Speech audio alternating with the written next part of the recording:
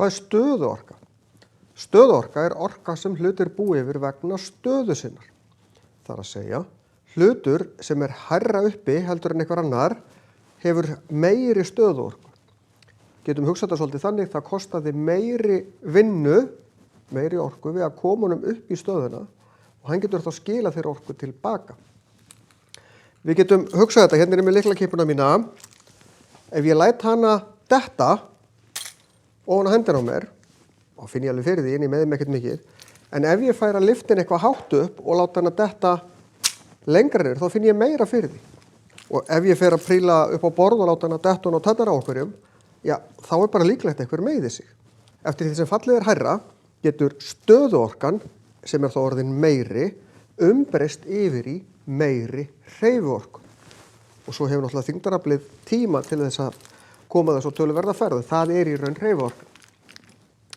Við getum geymt hreyfiorku með því að taka hluti, setja þá eitthvað staðar, geyma þá og láta þá svo detta til þess að gera eitthvað fyrir okkur.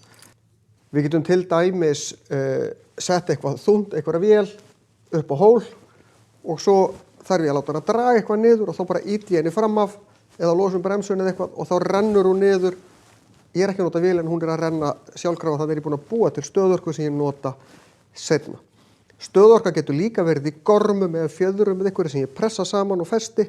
Svo opna ég eins og bara svona kall, eins og í spiladós, springur upp. Þá er búið að geyma orkuna, stöðuorkuna, gormurinn geymir hana og svo springur hann út.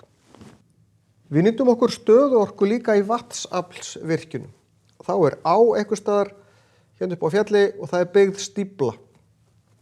Svo er eitthvað fjalli hérna og áin rennur venjulega hérna niður, en við byggjum stíflu, söfnum upp vatninu, leiðum það eftir einhvers konar leiðslu, sem eru rör eða jarðgöng eða eitthvað, í stöðvarhús og leiðslan liggur hérna inn,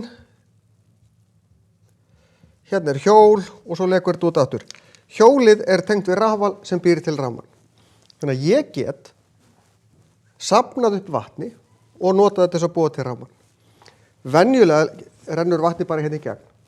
En hvað ef þetta væri þannig á Íslandi að við notum til dæmis áberandi minna rafmagn á nóttinni?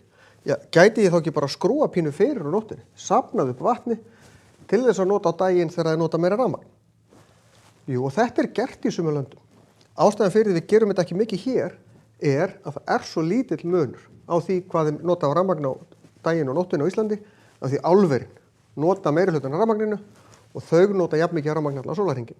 Það er smá munur hjá okkur, en hann er ekki mikill.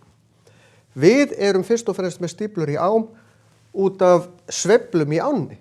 Mikið í jökulánum á vorin og sumrin. Þá söfnum við upp vatni til þess að nota við veturinn því það er mjög lítið vatn í mörgum jökulám á veturna. Þannig að við viljum geyma vatn til þess að eiga seinna. Þannig að það er að vera með stíflu í fleiri en einum tilgangin. Hér erum við að, með því að skrúa fyrir, ef ég þarf þess einhver hluta vegna, að geyma orkuna hérna. Með því að stoppa vatnið hér til þess að fá hreyfingun úr því seinna.